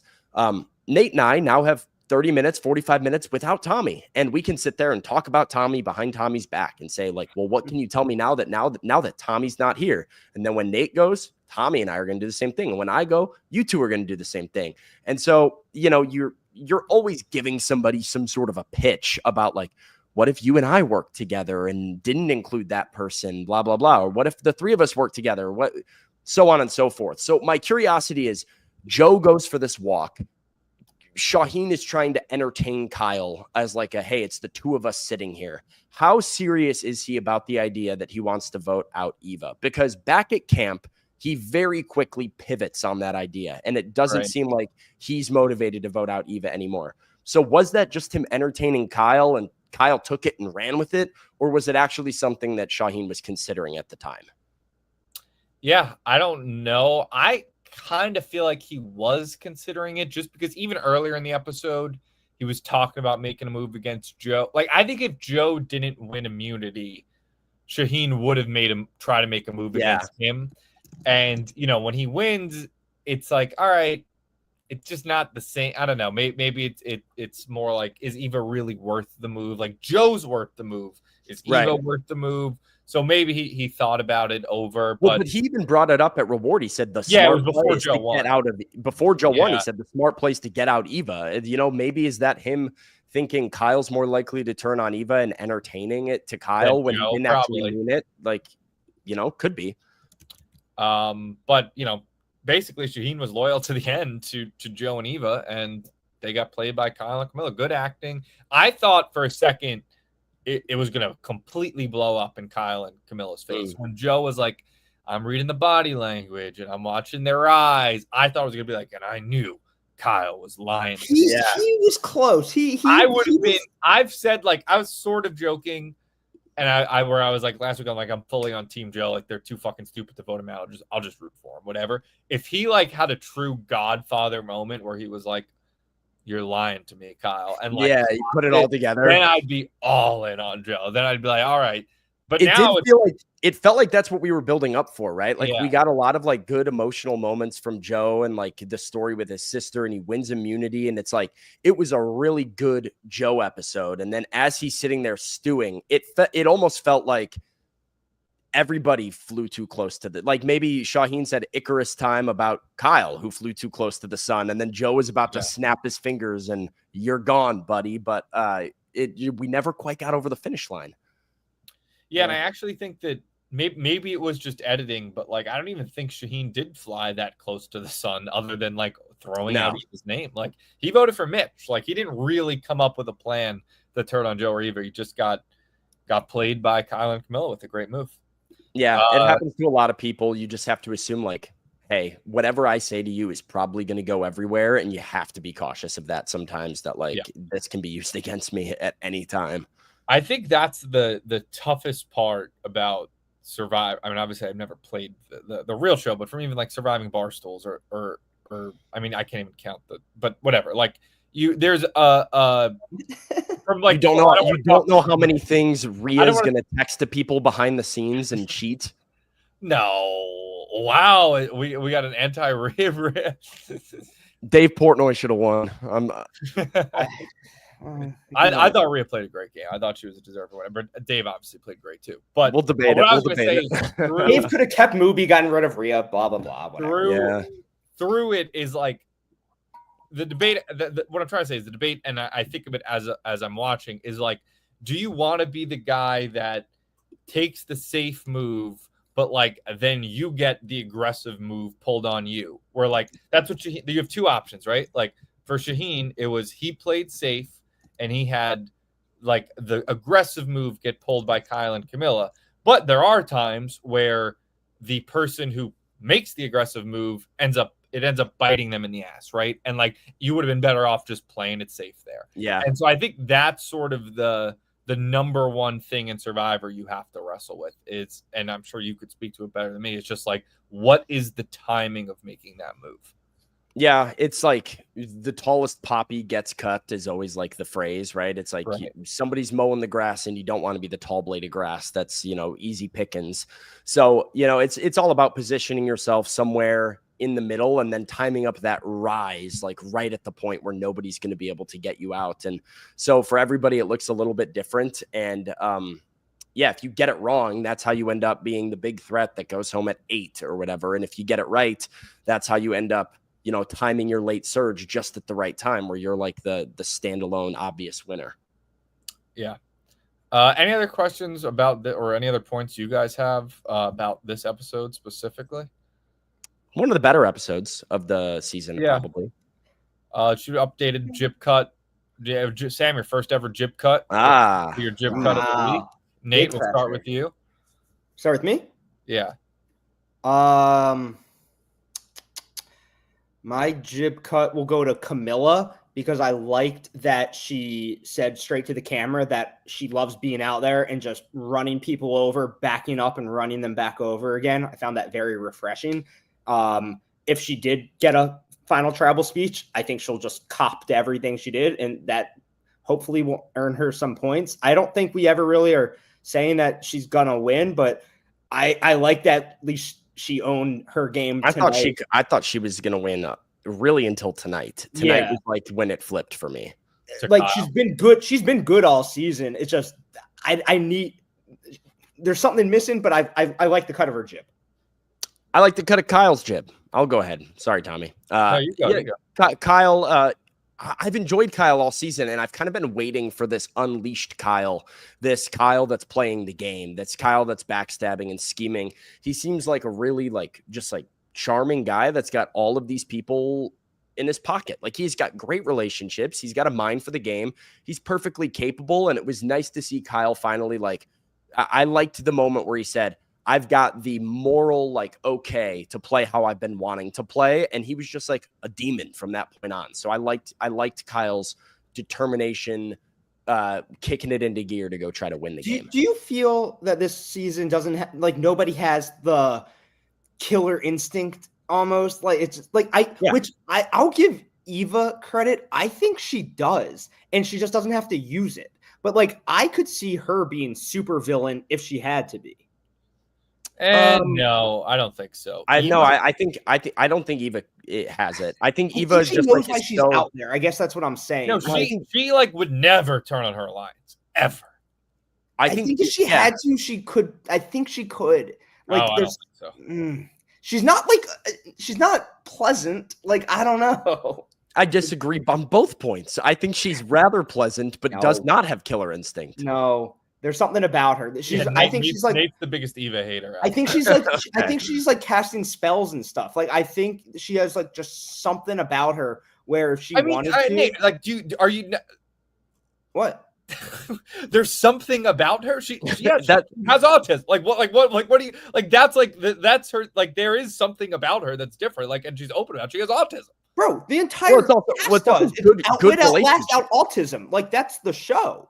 Yeah, but I think that like she, because of that, and she says it all the time, is like because of her autism, she's very loyal. Like she is, because of that exact thing. She is, I think, the last person who would have the killer instinct to be like go against her allies, because she says very bluntly, she's like, I can't really tell when people are lying to me. She's playing. I can't lie to people. She's playing you. I think the something about her is that like Eva has found herself as like a very good social player that seems to have a lot of good relationships with people are either really out on her or really in on her. She's putting spells on them. That's what I'm saying. I think or she's pleasant. Really yeah. That's the other option there. I'm a hater. I'm just a hater. You clearly are a hater. Nate says she certainly must not be pleasant. So all those people that like her are under a spell. Casting spells. But hey, you know what? I've made some takes that I've been right and wrong. I'm going to say I will end up being right about this one. I will say Nate is not, like, I'm more with you. Like, I don't hate Eva. I think she's like, I think she's a fine. I kind of want her to get blindsided because I think it would be good TV. Like, I think that her or Joe getting blindsided will be good TV. But it's not like a personal. Like, she seems like a nice enough girl. But I will say, in defense of Nate, Nate is not alone. Like, have you seen? I'm sure you've seen I feel like some of the Survivor community hates Eva. I thought they liked her. No. Yeah. I mean, I think I think it is ultimately what you said, Tommy, is like people would like to, they want to see a different version.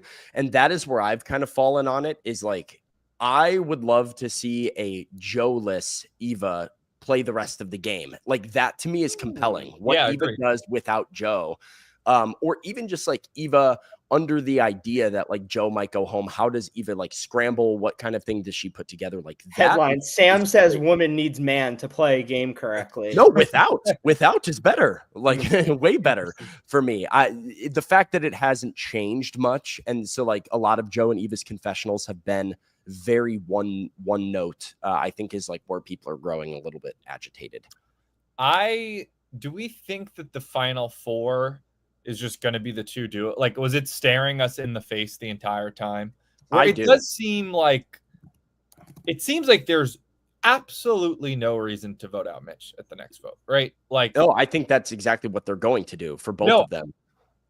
I think they might, but like maybe they come together. It's like the kill the swing vote strategy. If it's like, hey, I guess I don't even know that Kyle and Camilla. But like, I think both Kyle and Camilla and Joe and Eva are motivated as their duo by the same thing, which is we want both of us to get to 4 so that one of us is guaranteed to get to 3. And the only way that all of them can ensure that one of them is getting to the final 3 is by voting out Mitch at 5. Yeah, and I'm saying more from just like an editing and storytelling. Like, it just might have been obvious the whole time. Like, you have these two power duos that are bound to come to a head at some point. Sam, you don't eat fruit. I was trying to figure out what your. I didn't get to get my jib cut. My jib cut's Camilla, for the record. I just in a very true sense of it, I just like the cut of her jib. Nate kind of hit at it. I don't have to go over too much, but like, I just like Camilla. I think she's funny. I think she's pleasant. I think she gives good confessionals. I think she's smart. I like the cut of her jib. But yeah, the fruit thing. I forgot. Yeah, I was like, what was Sam's sob story? Like, because as a white man, Tommy's also looking for a sob story. Any hints? Like, should he not eat fruit? I didn't have a sob. I don't think that was not a sob story at all. Didn't talk about it in casting at all. And also not entirely true.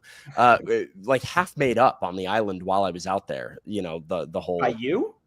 Yeah. Oh, wait, out of boredom.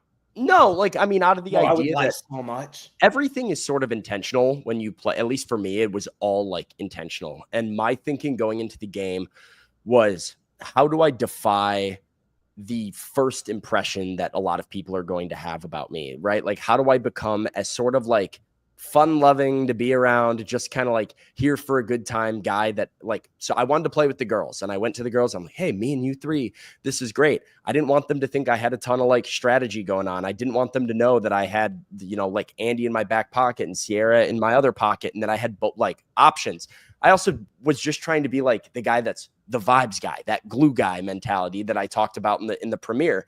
And so the fruit thing was sort of another goofy way that I could just be like, oh, I don't take myself too seriously. I'm not this like super bro guy that's going to come and like domineer you. I'm just having fun. And I think that allows people to, get their guard down. And so like the way that I've explained it is, have I had a bite of watermelon and pineapple and stuff before I went on the island? Like, yeah, I've had a piece of pineapple at a Super Bowl party or whatever.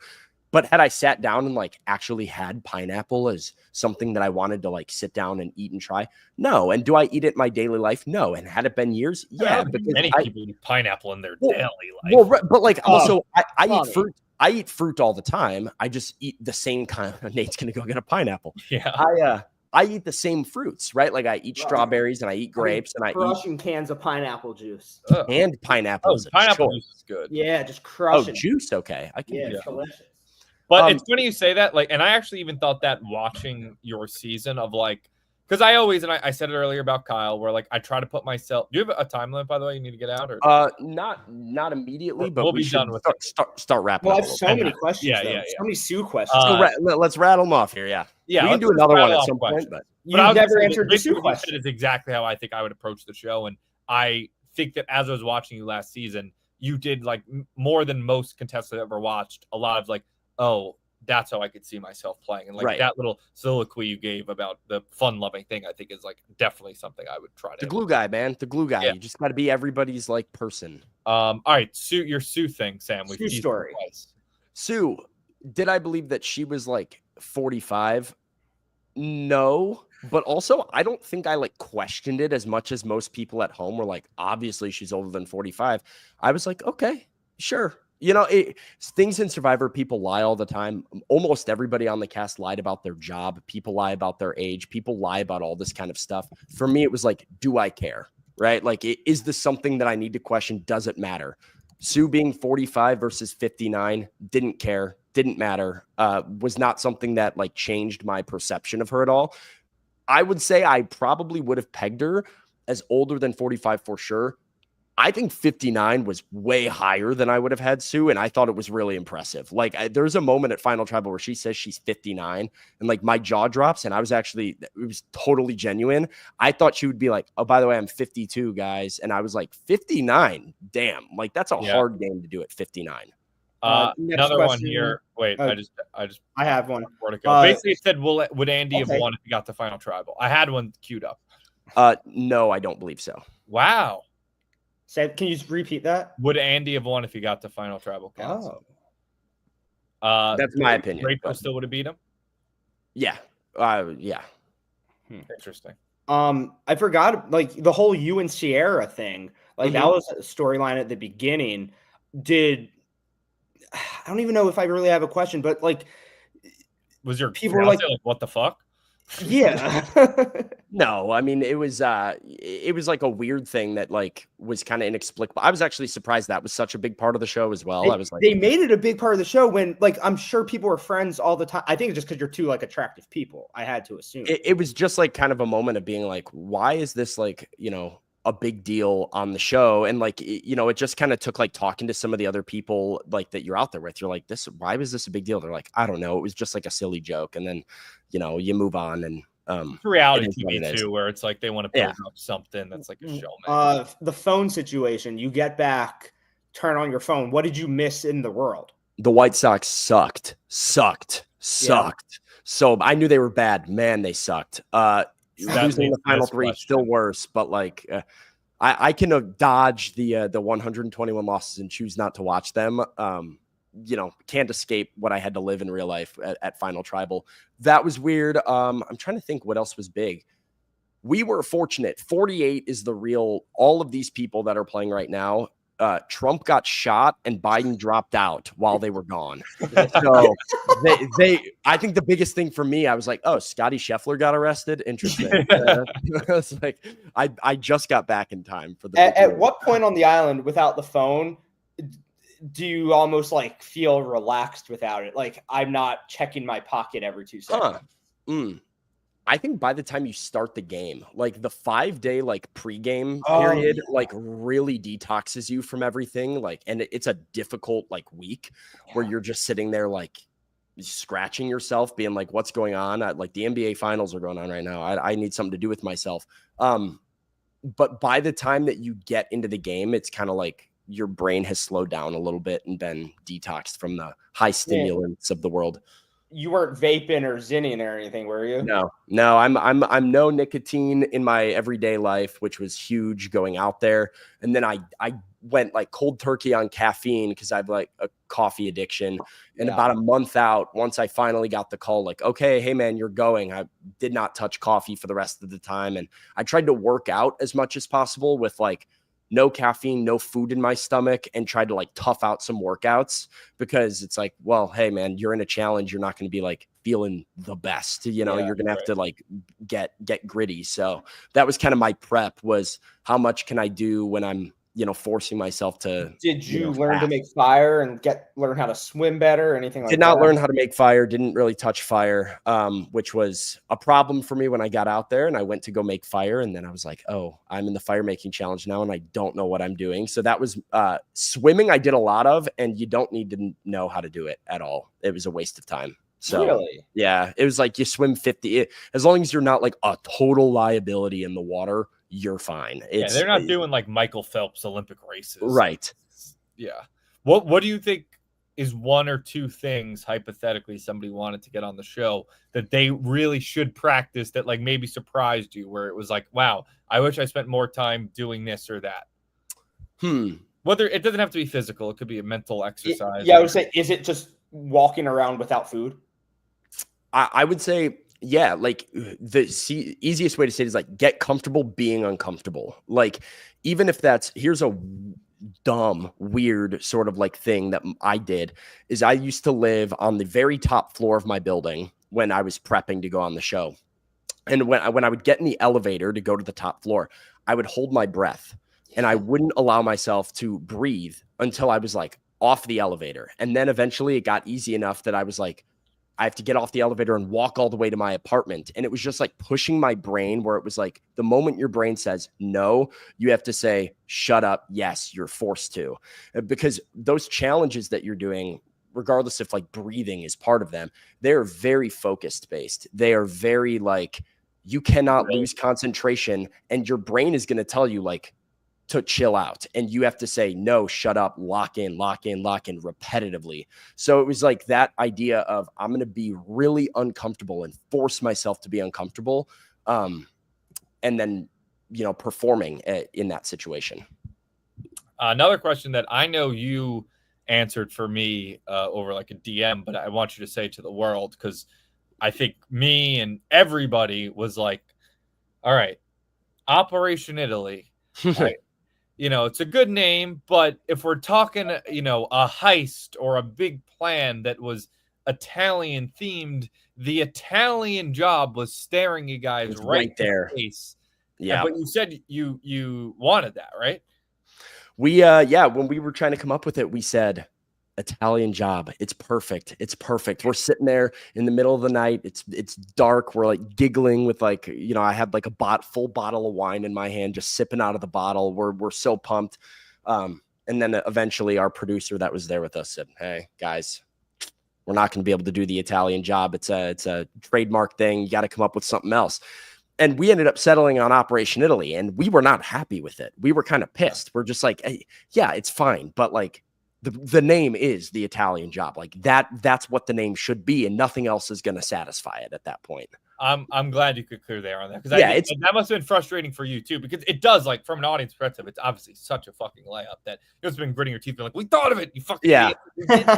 Oh, that was a great example of what you said earlier, where you're just trying to like jump out of the screen and tell people. It's like everybody's like, well, these idiots didn't think of Operation Italy. It's like, No, I know we wanted it so bad. That was the clear answer there. All right. People like knowing about the poop situation out there, how your poops were. Water, go in the water, get wet, aqua dump, grab some sand. That's kind of the situation. And you practice that before you get out there? You've read books? No, that one you don't practice. You don't go to the bathroom much after like day 6, though. Like day 6 is the cutoff. Once you hit like the hunger wall is also when like your body just kind of like shuts down entirely. And so unless you're like eating a food reward, you're not really going to the bathroom. I have one more question because then we'll wrap up soon. What did you think your chances of winning were going into Final Tribal Council? Or were you at all surprised by the final tally?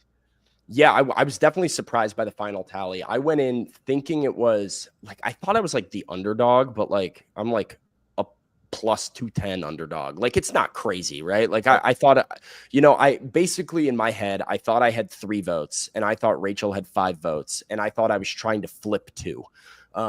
I assumed, right, like a 4-4 tie, Sue's going to vote for Rachel. I lose in that scenario. And so for me, I had Sierra, Gabe, and Kyle as people who I thought were going to vote for me when I walked into Final Tribal Council. And so really when I was sitting down and I was like talking, I was really like, all right, Andy, Teeny, Saul, right? Like these are people that I'm trying to pitch and see if I can flip them over to my side. And I felt like it was a pretty good response when I was, going through Final Tribal. I thought actually Final Tribal was edited pretty accurately to like what it felt like in the moment. I felt like I was winning it. From what I remember, I think going into it, I was like watching it. I was like, well, Rachel's obviously going to win. And as Final Tribal went on, I was like, oh, Sam's making a good case. Like maybe he's got a shot here. Yeah, and I think that's how a lot of the jurors felt too, is like people who were more like in the Rachel camp going in were like, oh, hang on, wait a minute. I need to like listen to this a little bit more. And it got really close. So I guess I was expecting it to be closer than it was. All the way up until Jeff read the votes, I thought that there was a shot that I had done enough to flip enough people my way. So I was obviously pretty disappointed at how it turned out. Yeah. What is it like finishing as like a runner? Because I feel like I think it's actually changed in the new era, and I feel like you'd probably agree with this as like a super fan. Is like I think a lot of times, more so in old Survivor, it was almost like worse to come in second than in fourth, like if that makes sense. Like there a lot of time, or third, like the biggest threat to win would get taken out at like third or fourth, and then like the goats would be taken to the end. I think it's flipped. I think your season's a good example of that. Charlie, when he lost to Kenzie, I think was a really strong player. Like there are exceptions to that rule, and I think it's becoming more and more in Survivor. But like, was there that part of you where it's like, God, it sucks to be like the runner-up? Well, but plus that, like 7-1 with Kyle being your only vote, like your girl Sierra, I mean, I'd be beefing with her for life.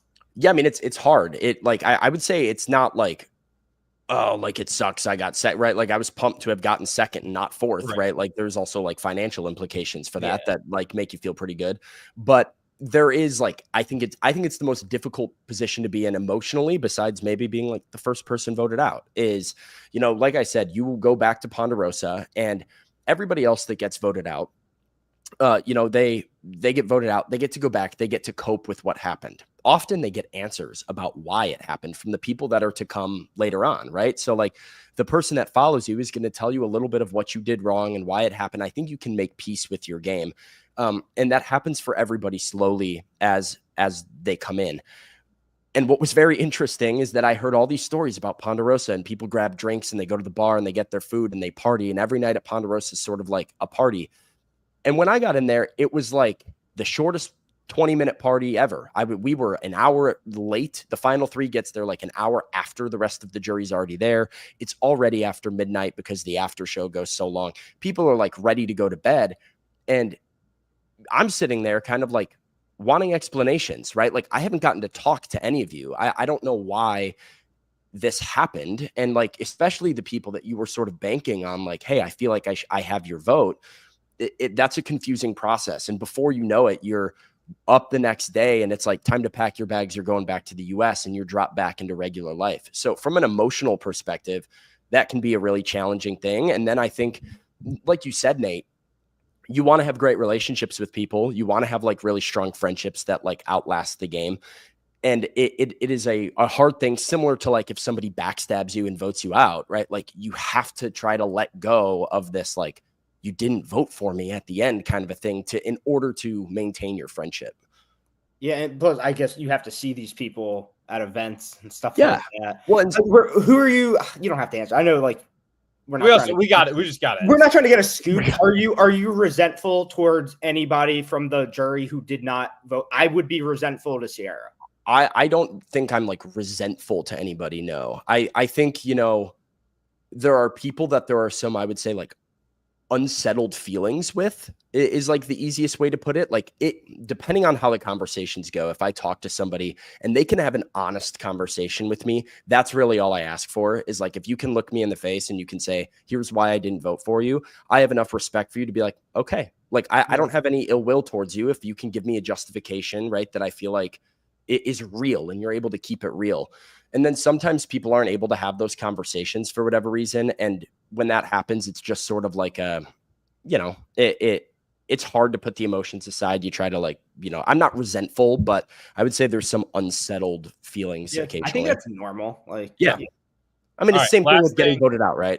Like, yeah, that's how people deal with getting voted out. It's like, if you can look me in the eyes and tell me why you did it, and like, maybe I can get over it. If you're going to like lie, it is almost like, though, it's interesting. You can't speak to it because you've only had one, but like, I wonder the difference in emotion between, you voted me out and you didn't vote for me to win. You know, it's like, it's a different level of resentment, whatever word. Yeah, because like when they vote for you to win, they're like, I want to gift you this $1 million.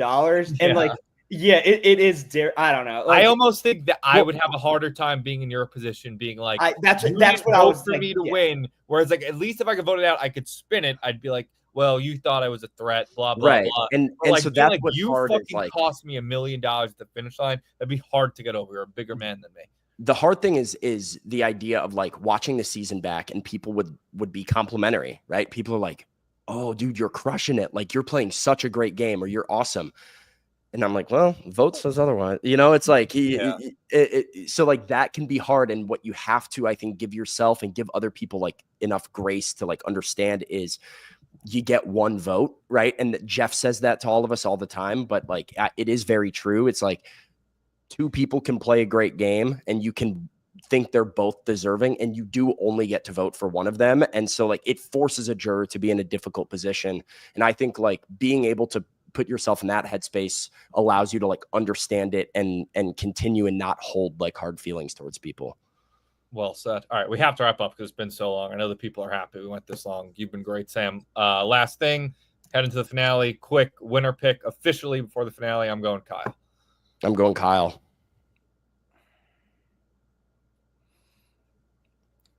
Joe.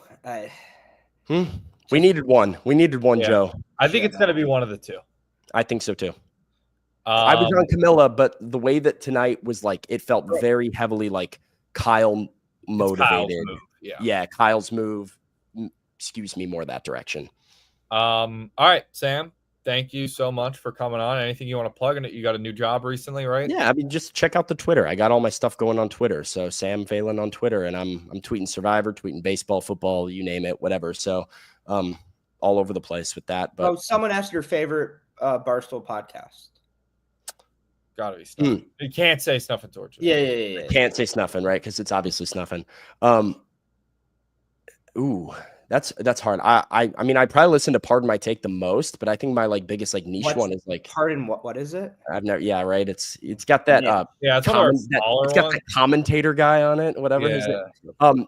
Niche one that I like a lot is probably like the dog walk. I like the dog walk. You're a Chicago guy. Yeah, so I listen to all of my Chicago boys, the stretch, the dog walk, and I like the dog walk pre-snake draft too. Like I'm in like the weeds with Eddie sitting down with like the mailman, chimney cleaner. Actually, and last question is on this topic, because you are like, even before Survivor, you were like in the social media world, like sports reporter. Like what was like, did you get a bump in like followers from Survivor, and like how did it compare to like what you expected? Interesting. I would say it was probably like honestly a little less than I expected. I Yeah. did get a bump, but like it's very weird how some people just like take off and go like crazy on social media. I don't something about like the branding of it all that certain people resonate with the audience. So yeah, it was a bump, but it wasn't as crazy as I would have expected. Yeah, I feel like that's like I feel like season 1 when 50 million people were watching, like these people would have been like, you know, Leah from Love Island last year. Yeah. Or like these people who are like, you know, fucking Snooki or whatever. Like now Well, it's weird. like, I told they put Elizabeth in a movie, a major motion picture. I had to tell, it was weird. I had to like tell my wife that Survivor was the #1 reality show in like viewership. And she's like, well, it's not bigger than The Bachelor. And it is. Like more people watch Survivor than The Bachelor. The Bachelor people just get millions of followers on social media. I think it's just the audience. Like the Survivor audience is a lot of, like we said, old people watching it like on their couch. Like Bachelor, I think is more social crowd. Totally. But yeah, that's it. I'm going on, you mentioned earlier, Survivor Specialist. I'm going on their pod tomorrow, like 1 or 1:30. So check that out. Subscribe to our channel, like the video, follow Sam. And yeah, thank you for joining. We'll see you guys next week. Finale recap. Tune in live. I assume it's a 3-hour episode. So tune in 11 next week. See you guys next week.